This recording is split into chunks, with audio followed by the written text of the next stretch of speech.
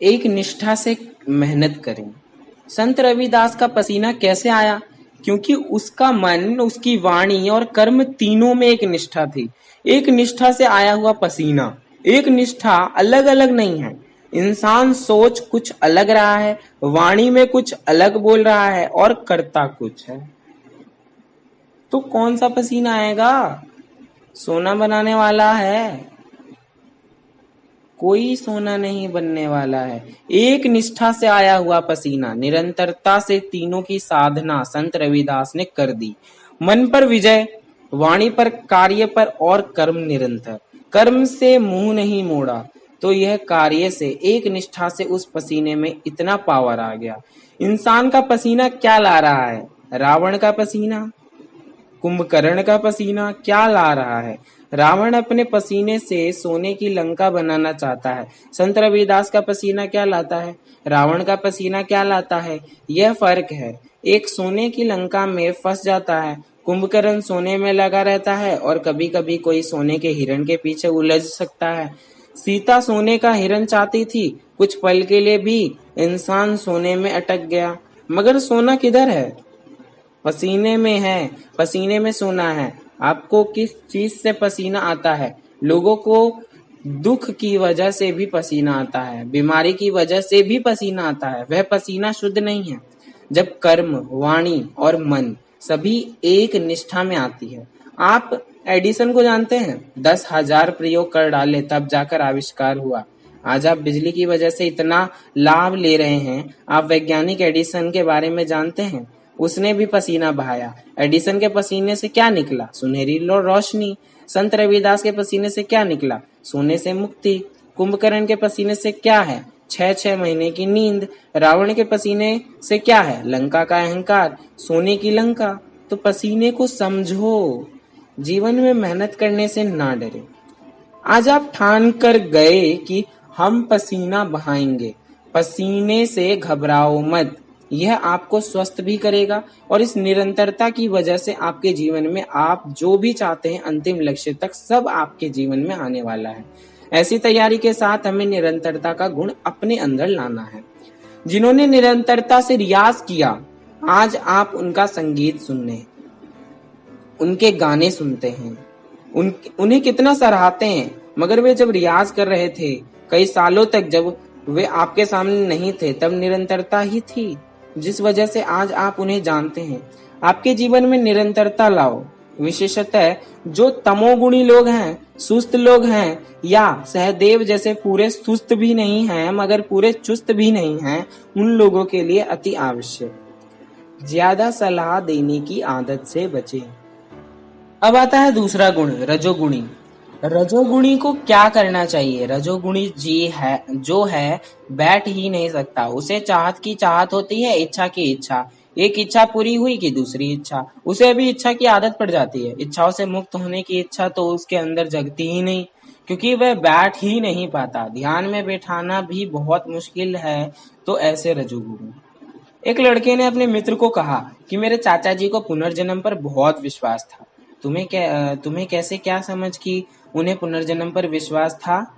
वह अपनी वसीयत में मरने के बाद सारी जायदाद अपने नाम पर लिख कर गया कि मैं वापस आऊंगा, वापस यही जीवन जीऊंगा, वापस यही पैसा इस्तेमाल करूंगा, यह जायदाद में ही इस्तेमाल करूंगा। इंसान जैसे कहा मृत्यु के बाद भी इसी को ही कंटिन्यू करना चाहता है। रजोगुणी वापस से आना चाहता है। मैं वापस आऊंगा, उसके अंदर यह इच्छा प्रबल होती है, तो यह रजोगुण। इसके लिए एक गुण बाकी भी इस्तेमाल करेंगे मगर यह खास रजोगुणी के लिए। रजोगुणी के लिए यह गुण क्या कहता है? आपको अपनी नाव में रहना है। नाव होती है जीवन की नदी में, अपनी नाव में बैठे हैं। फिर रजोगुणी क्या देखता है?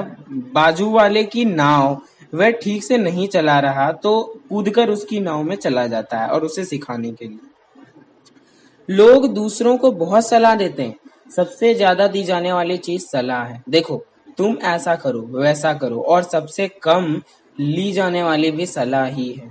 अपनी नाव में रहो। रजोगुणी को क्या करना है? क्योंकि वह कूदकर अपनी नाव छोड़कर दूसरे की नाव में बैठ जाता है जाकर। जब तक उसकी नाव का क्या होता है? मझधार में। तो उन्हें ये गुण लाना है। अपनी नाव में रहना सीखो। दूसरों को सिखाने के चक्कर में वे अपना जीवन खराब कर डालते हैं। अपनी नाव चलाओ। नाव का अर्थ क्या है? Now, now, here and now, वर्तमान। अपनी नाव में रहो। वर्तमान क्या है? उसमें रहो। इसे ऐसे समझो। उदाहरण, वर्तमान में रहने की आदत।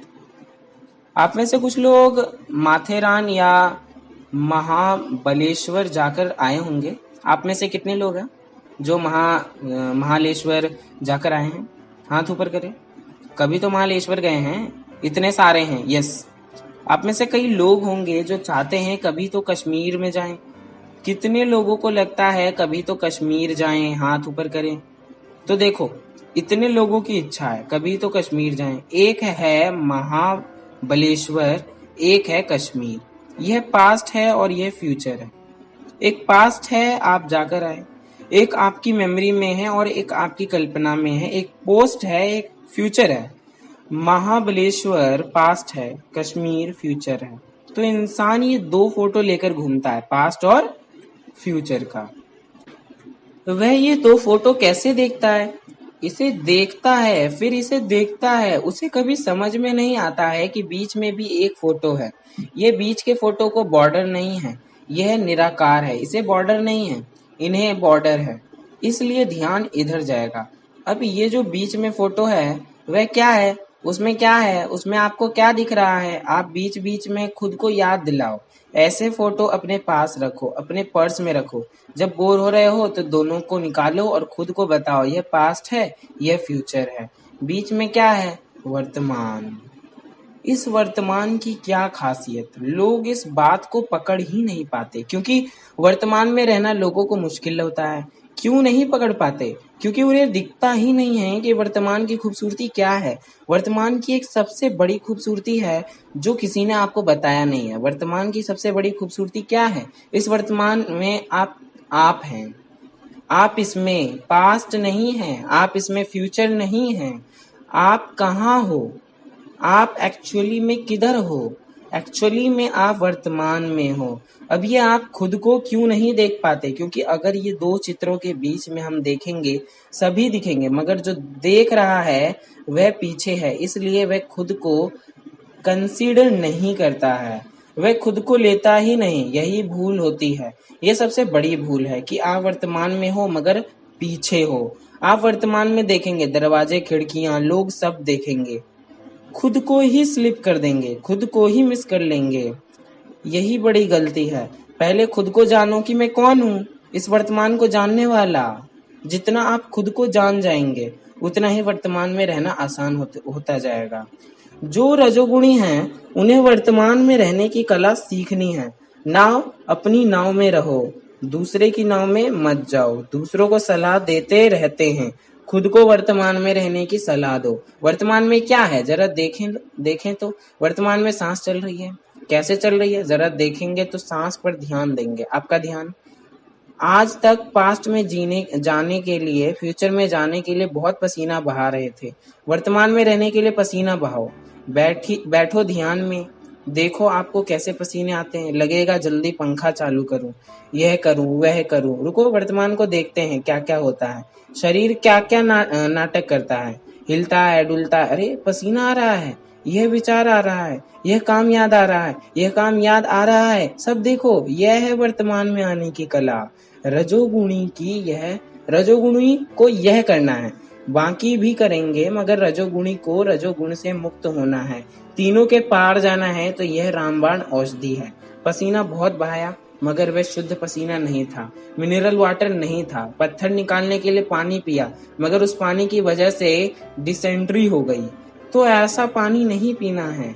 वर्तमान में आने का पसीना हम बहाएं, श्रम से घबराए नहीं, साधना से घबराए नहीं। समझ है तो हंसते हंसते पसीना बहाएंगे, समझ नहीं है तो रोते रोते पसीना बहाएंगे। रोने वाले पसीनों से वह चीज नहीं आएगी जिसके लिए आपको यह सब बताया जा रहा है। पसीना निरंतरता का रहस्य है। इस पसीने की गुणवत्ता बढ़ाओ, क्वालिटी बढ़ाओ। यह आज पक्का करके जाओ। यह रजोगुणी के लिए एक गुण आपको